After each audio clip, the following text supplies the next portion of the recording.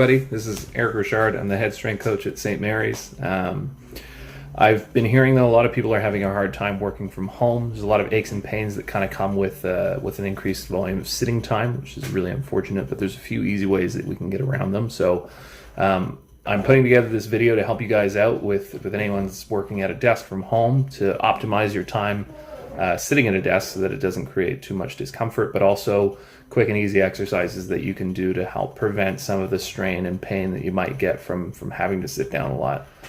Just as a quick kind of disclaimer, although I'm a certified strength coach and an exercise physiologist, and I've been working in this field for a few years, it's still very important that if you have anything that is major, you go see the appropriate professional.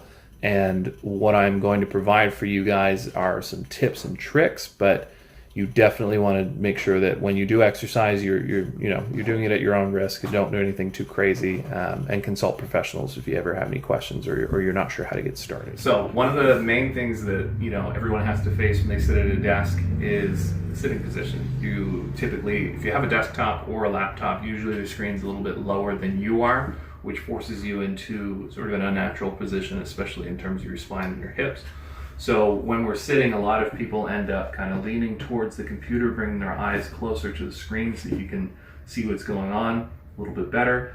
Doing this forces you to push your head forward, stretches out your neck a little bit in the wrong way, your back ends up rounding, and then when we're down here, our hips end up in a shortened position, and some of you might even find that your ankles get a little bit stiff after working at a desk for a long period of time. So one of the easy things that we can do before we even have to manipulate anything when we're working at a desk, and this is what I would recommend doing before you start to do any sort of modifications or exercises, this could be the simple fix. Change how you're sitting or how you're posturing. Now, I have a setup where I have a secondary monitor a little bit higher that's at eye height. So that's kind of what you want your anchor point to be, is where's your eye height going to be in terms of your desk ergonomics. So the monitor is at eye height, and that helps me figure out, okay, if it's up there right away, I don't need to now lean down to look at something, which immediately changes the angle in my back and helps my posture a little bit. So while I'm up here, I can pull my head back a little bit. I don't have to extend my head out as far, which puts a lot of strain on neck muscles. Roll my shoulders back and down, make sure that it's a nice, comfortable position for my shoulder blades and shoulder. Doesn't have to be very active. You just have to kind of put some tension into your shoulders and then let it relax where that new position is. And then while we're there, straightens out your entire back. You can put a little bit of core tension. I like to consciously do it while I'm kind of sitting and adjusting, as I'll make sure that, okay, when I take a deep breath, I'll turn on my core a little bit to make sure that my low back's in a nice position. Now, one of the key things when you're sitting down is once you hit that point in terms of posture, there's not much else you can do for your hips. Your hips are already in a shortened position, which means that your hip flexors are going to get really tight. Your glutes are going to be turned off from being in an extended position for a long period of time. So there's a few things that you can modify to help that out. Okay, so what I have right now is I have a standing desk set up. It just has a little crank underneath that helps me bring the desk a little bit higher, which allows me to stand up. When I stand up, I can actively get my hips into a nice neutral position. My glutes are now turned on a little bit so that they don't fall asleep or kind of get deactivated while I'm sitting down for a long period of time.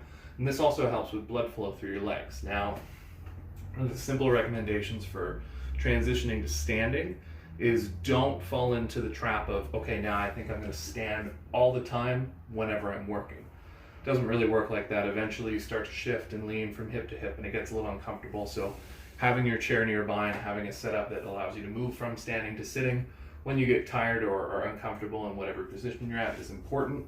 So when you're setting up wherever, if you have a standing desk or you can set up your workstation to work like a standing desk, you want it so that the desk height is at about 90-degree elbow bend, okay?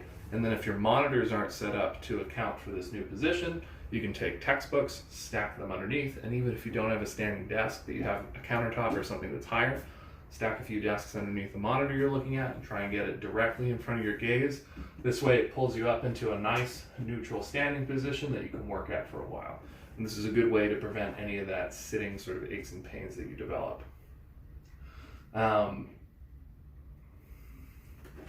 So once you're here, take some time, work on your stuff. If you start to notice, especially that your feet, ankles, or hips start to get sore, that's kind of telling you that it's time to sit down for a little bit. So that's a point when I would transition back to sitting down for working for a little bit, but trying to keep in mind, I want to keep my posture nice and tall. You almost want to think like you're meeting someone new at a formal event. You don't want to look like you're kind of slouching over and not really caring about what's going on. Look nice and tall and strong for that position of what you need. I'm going to give you guys a few exercises that you can do and a little bit of information on how to tell when you need to do an exercise versus a stretch. Now, when muscles are uncomfortable or under a lot of tension in a lot of different positions, the sensation presents the same for either option. So if you're bent over a desk for a long period of time with your head down, you'll start to get this sensation of, oh, I really need to stretch my neck, it's really tight back there. When in fact the opposite is going on. You're stretching the muscle out for a long period of time, which is telling you that it actually needs a little bit of tension. So you don't need to be, super knowledgeable about anatomy to kind of figure this out, but certain body parts, especially the neck's an easy one, if it's in a certain position for a while and it's uncomfortable or there's discomfort and tension, it means that it needs a little help or tension to add in the other direction. So one easy thing that you can do, you can either use a band, or if you don't have a band, I'm going to show you the sort of non-banded options first. But if you do have bands or have the ability to get bands, they're usually really cheap. You can get a packet of a few bands for like $15, and you don't need anything with a ton of tension to get these things done. But a very simple one is for my neck. Okay, I'm going to pull my head back, pull my chin in, and then even just with your own hand, okay, you can put both hands behind and then try and push the back of your head into your hands. Doesn't have to be a very hard push, just enough to notice the muscle. Hold that for anywhere from 15 to 45 seconds to start out. If you start to notice a little bit of a burning sensation or a tension sensation in the back, you're doing it right. And that means that you're getting the right effect. So you can start out by doing 2 rounds of that, where you just put a little bit of tension. One thing that I like to do in my research background is the neck exercise is do a 360 or global approach. So if I do it to my back, I'm going to do the same thing, put my hand on the side of my head, and I'm going to push into my hand, same amount of time. Okay, do the other side, and then you can also just very simply put your hands over your forehead, and push your forehead in. Now, when you need tension on the back, especially the trapezius muscles, which is typically what most of you are going to be experiencing, don't forget that these muscles underneath, they're called the deep neck flexors, also shut off from being shortened and tight, kind of like what would happen in our hips, which I can talk about later. Those ones need a little extra love. So if you're doing behind the head and adding tension, definitely do the one on the front too. The side's kind of optional because they all work together. Now, if you have a resistance band, just adds another dimension. This looks funny. Doing it at home is probably kind of fine. You just put it behind your head, kind of like where the line of a hat would rest. And then you're going to add tension to the band, keeping good head posture. And then same thing, hold it 15 to 45 seconds, and then you can do that for 2 rounds and then try and do it on a few different sides of your head. Now the next spot that is super common is shoulders. Almost everybody that works in a desk environment ends up with shoulder issues at some point or another, whether it's sort of your trapezius muscles up here, your shoulder blades, just a general aching sense. Sometimes another thing that happens is right up here in the front of the shoulder, you start to get discomfort, maybe even a pinching sensation at some point. So a really easy one to start with, again, not involving anything but your own body, is a pec stretch. So all that would involve with is getting your arm vertical in the forearm, getting your elbow slightly higher than the chest, and then finding something like a wall surface to mount against. And then as you push forward, create a stretch out of the front. That's going to stretch out your pec muscle, which should open up a little bit of space in the front of the shoulder, especially if you think about hanging onto a mouse. Typically, a lot of people are going to pull the mouse in closer to their center line, which rotates your shoulder. So an easy way around that is, do the stretch, but also just move your mouse out a little bit farther so that it's in line with your shoulder and not your midline. Now, quick exercise that we can do to get around this one. This one's my favorite. I get my partner to do this a lot when she works, she's been working from home a lot more. Same thing, you get your head back, nice posture, roll your shoulders back and down to where they're in a comfortable position. And then when the band's up, okay, from here, you pull the band apart, and these are called band pull parts. So you pull them back until it touches your chest, hold it for a second, and then you come back and you repeat this. And you can do this 10, 20 reps, 2 to 3 sets every time that you do it. It's a super effective exercise What you're trying to do is get the muscles around the shoulder blades working to pull your shoulder out instead of just being at your shoulder socket. Super effective exercise to do. You feel the effects almost immediately after doing it, and after doing a few weeks of this specific exercise, you'll start to notice that people who typically have their shoulders kind of rounded and forward start to draw them back, and you'll notice that you have a little more presence in your posture. Now, one thing that you can do if you don't have that, and all it requires you to do is have something to leverage against and a way to bend over and a little bit of extra weight of any kind. So for example, I've been working on some projects. I just have a tape measure here, probably about 1.5 pounds, 2 pounds. It's all kinds. I'm gonna bend over. So if you see me from the side here, I'm gonna keep my back nice and flat, bending through my hips, not my back. Okay, and then the same concept with the extra weight in my hand. I'm gonna come out to the side, hold it for a second, and then come down. Now this would be called a rear fly technically. If you have dumbbells at home, especially useful. Now the good thing about these exercises, you don't have to go super heavy to feel the effects. You just need to do them consistently at a lower level. Part that we can talk about, and this one affects most people in the working world, regardless of profession or occupation, is your lower back. It's the most predominant sort of musculoskeletal dysfunction that people have that's not disease related. It's just occupational hazard from sitting at a desk. Humans weren't designed to sit at a desk all the time. So our spine mechanics didn't evolve to handle the stress of sitting down with a hunched back or putting that kind of compression onto our spine. So one easy tip that I do, and this is just a personal rule of thumb, is I'll usually do plank exercises in the morning, 90 seconds of a front plank. Super simple, very effective. It gets your core turned on. And if you think about your core, instead of just being meat on top of your spine, it's the suspension cables that hold up the spine. It's all of your support structure. So if you don't have a strong core, then your spine can't be secure and strong, especially in the low back. If you think about going for walks or runs or anything with impact, a lot of force from your impacts has to go through your low back. So that's when you notice if you have some back dysfunction going on, just moving around doing simple activities, maybe even like a quick hop or stepping off of a step a little too abruptly, you might notice a little sharp sensation in your low back. That's telling you that something isn't feeling great. And again, that's outside of my scope to tell you what that is, but we just know that something isn't feeling great. Now, the general recommendation is if you do end up with back pain persisting for weeks at a time, that isn't improving, and no matter what you do, it's not making it better, then it's time to consider going to get it checked out. But if you do some of these, interventions or try and change it and change up your posture and maybe some exercises and it starts to get better, don't stress too much about it, okay? Just make sure that you're keeping up with it to keep the posture and your back strong. So planks, easy one. You need no equipment to get that done. Another thing that we can do, and this one requires something to hook onto with a band, if you have a band. We call these anti-rotation exercises, and they're really great for the opposite side of the core and the front, resisting against rotation. So all you would need is a band hooked against something on the wall, okay? And then you're just gonna hold that band out while there's tension. So the tension's pulling me this way, but I'm flexing my entire trunk to hold myself forward, okay? So you can do that 30 to 60 seconds, 2 to 3 times on each side.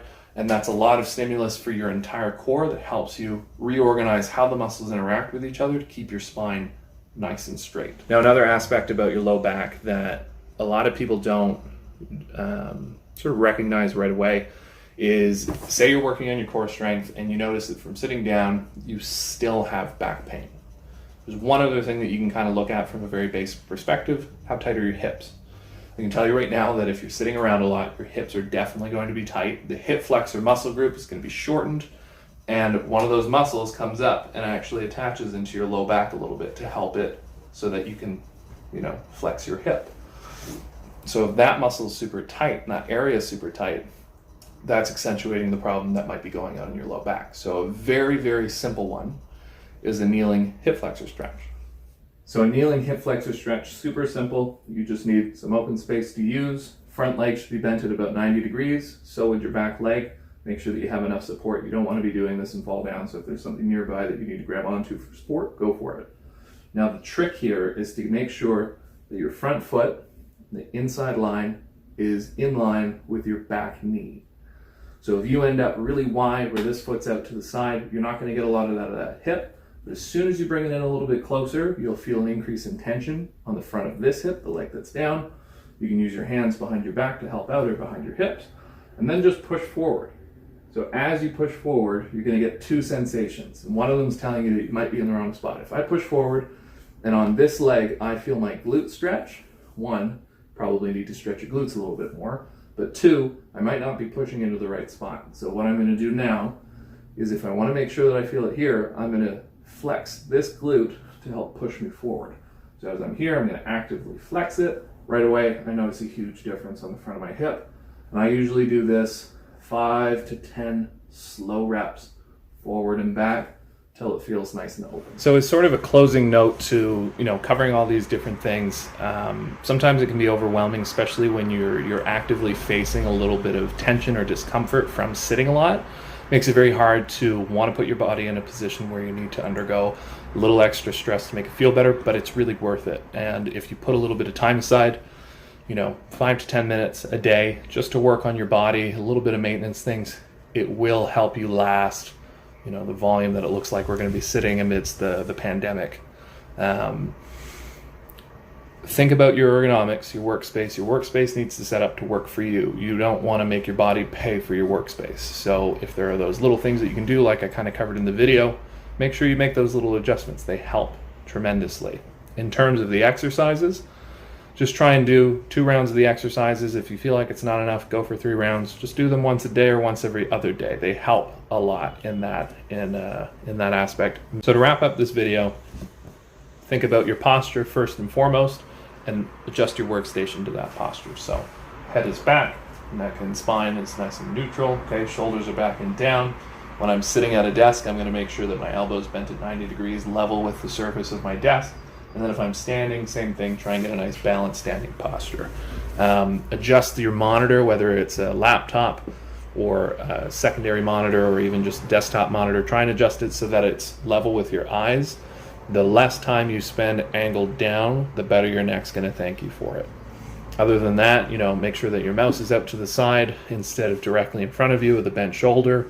And then the last thing that I think is very important, especially with all this free time and sort of restrictions, lifting a little bit, is making sure that you get up and maybe go outside a little bit more. Sometimes, working at a desk, it's not possible to get up when you're in the middle of a task and you have to complete that task and you're in a workflow and you're trying to do your things. But every chance you get, you should get up and move around, get some blood circulating. It helps with your state of mind and your thinking and your thought process. But it's also just good for your body to get out of these stagnant, stiff positions. There's a saying where if you don't use it, you lose it. So if you are someone who maybe is more mobile or can move their joints a little bit better, that's now sitting and stiff for a long period of time, you're going to notice that you start to lose some of your movement capacity. So you have to try and do it. I like to make sure that every lunchtime I go out for about a half hour and just move around, whether it's a bike or a walk, something easy. If you have a dog, go for a walk. It's a great time. Biggest thing that I can say is make time for your body, and then you don't have to lose time because of your body. So you can reach out to me. It's Erik, erik.richard@smu.ca. You can send me an email if you have any further questions about how to set up your workspace. I've done this a lot with a lot of different people. So if you need help with how to set up your workspace to work better for you, just give me a message on there. We also post lots of tips and tricks on our Instagram page. It's @SMU_strength. You can go on there. There's information from me, my assistant. We have a nutritionist that works on there and a mental performance coach. Lots of different information just about how to generally be well and also perform a little bit better with your body, especially right now with the theme of being stuck at home and having to work from home. So thanks for watching this video. I hope that you got something out of it and that you can take something away from this and hopefully improve how your body feels while you're working at home.